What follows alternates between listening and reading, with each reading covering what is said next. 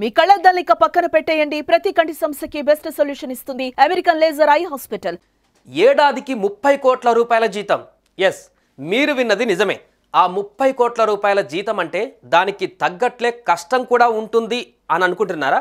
అయితే మీరు పప్పులో కాలేసినట్లే. చాలా సింపుల్ జాబ్. రోజులో 8 గంటలు పని చేయనక్కర్లేదు. కొద్ది నిమిషాలు పని చేస్తే చాలంతే. అది కూడా లైట్ స్విచ్ ఆన్ చేయడం, ఇంకా అది ఆఫ్ అయిందా లేదా ఆన్లోనే ఉందా అని చెక్ చేసుకోవడం, ఆఫ్ అయితే మళ్ళీ ఆన్ చేయడం. ఏంటి, లైట్ ఆన్ చేయడానికి 30 కోట్ల రూపాయల జీతం ఇస్తున్నారా అని ఆశ్చర్యపోతున్నారా?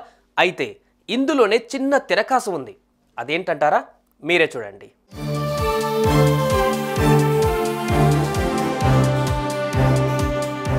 ఉద్యోగం చేసి కోటీశ్వరులు అవ్వాలంటే చాలా కష్టంతో కూడుకున్న పని.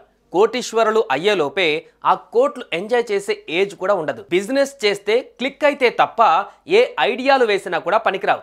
అందుకే ఈ జాబ్ ఆఫర్కు చాలా మంది అట్రాక్ట్ అవుతున్నారు. కానీ జాబ్ డీటెయిల్స్ తెలిసిన తర్వాత ఎస్కేప్ అయిపోతున్నారు. ఇంతకీ ఏంటా జాబ్?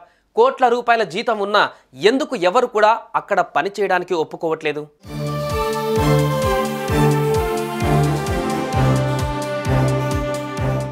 ₹30 కోట్ల రూపాయల జీతం కోసం ఏం పని చేయాలి అనే విషయానికి వస్తే, ఓ లైట్ హౌస్లో కీపర్గా పనిచేయాలి. ఈజిప్టులోని అలెగ్జాండ్రియా ఓడరేవులో ఉంది ఈ లైట్ హౌస్. దీన్ని ఫారోస్ లైట్ హౌస్ అని పిలుస్తారు. ఇది ప్రపంచంలోనే మొదటి లైట్ హౌస్. గ్రేటెస్ట్ ఇంజనీరింగ్ అచీవ్మెంట్గా పేరుగాంచింది. మరి ఇందులో కీపర్ ఉద్యోగం చేస్తే అంత శాలరీ ఎందుకు ఇస్తారు? మామూలు జాబేగా అని అంటారా? అయితే పూర్తి వివరాల్లోకి వెళ్దాం. ఈ ఉద్యోగం చేసేవారు ఎప్పుడూ ఒంటరిగానే ఉండాలి.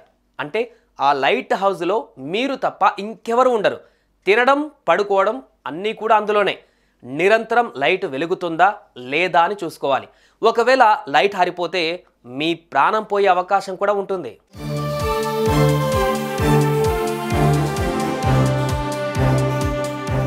ఈ లైట్ హౌస్ సముద్రం మధ్యలో ఉన్న కారణంగా బయటకు వచ్చే పరిస్థితి కూడా లేదు.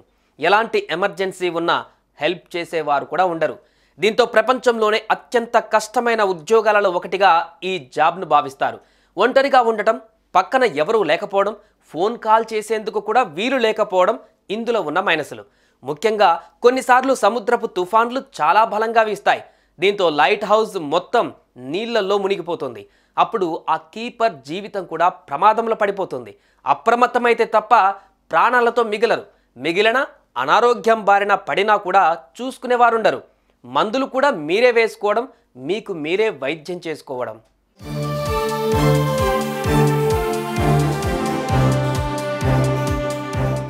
అసలు ఎందుకు ఇంత కష్టమైన జాబ్ ఇంపార్టెంట్? లైట్ హౌస్లోని లైట్ ఎందుకు ఎప్పుడు వెలుగుతూ ఉండేలా చూసుకోవాలి అనే విషయానికి వస్తే, ఇంతకుముందు కాలంలో సముద్రంలో చాలా రాళ్ళు ఉండేవి. రాత్రి సమయంలో ఆ రాళ్ళు కనిపించక ఓడలు వాటిని గమనించకుండా ఢీకొనేవి. దీంతో చాలా ఓడలు మునిగిపోయేవి. ఈ సమస్యను పరిష్కరించడానికి లైట్ హౌజులు కట్టడం ప్రారంభించారు. లైట్ హౌజులు నీటిలో ఉన్న పెద్ద పెద్ద రాళ్ళు, లోతు లేని నీటి ప్రాంతాలను హైలైట్ చేసి చూపించేవి. లైట్ హౌస్లోని వెలిగించే లైట్ వెలుగు చాలా దూరం వరకు కనిపించేది. అందువల్ల ఓడలు ఎక్కడ ప్రమాదాలు ఉన్నాయో తెలుసుకొని చాలా సురక్షితంగా ప్రయాణించేవి.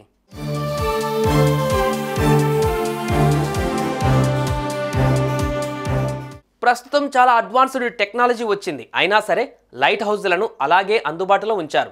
GPS సిగ్నల్ లాస్ అయినప్పుడు లేదంటే బ్యాకప్ నావిగేషన్ సిస్టమ్ లాగా వీటిని ఇప్పటికీ నడిపిస్తున్నారు. మోడ్రన్ నావిగేషన్ సిస్టమ్స్తో పోలిస్తే వీటికి అయ్యే ఖర్చు కూడా తక్కువే. ఫారోస్ లైట్ హౌస్ను నిర్మించడానికి చాలా ఏళ్ల సమయం పట్టింది. దీని నిర్మాణానికి చెక్క, రాళ్ళు, ఇనుము వంటివి వాడారు. లైట్ హౌస్ లోపల పెద్ద మంట వెలిగించేవారు. ఆ మంట వెలుగును లెన్స్ సహాయంతో చాలా దూరం వరకు స్ప్రెడ్ అయ్యేలా చేసేవారు.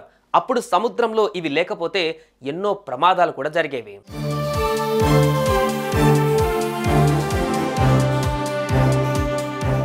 అదన్నమాట ఈ 30 కోట్ల రూపాయల జీతం సంగతి. 30 కోట్లు అంత ఈజీగా ఏ ఉద్యోగానికి ఇవ్వరు. ఇఫ్ ఇన్ కేస్ ఇస్తున్నారు అంటే తప్పకుండా ఇలాంటి మతల భేదం ఉంటుంది. ఈ జాబ్కు ఉన్న రూల్స్ ఇవి. మరి ప్రాణాన్ని రిస్క్ చేసి మరి ఈ జాబ్ను ఎవరెన్నుకుంటారు అనేది మాత్రం పెద్ద ప్రశ్నే.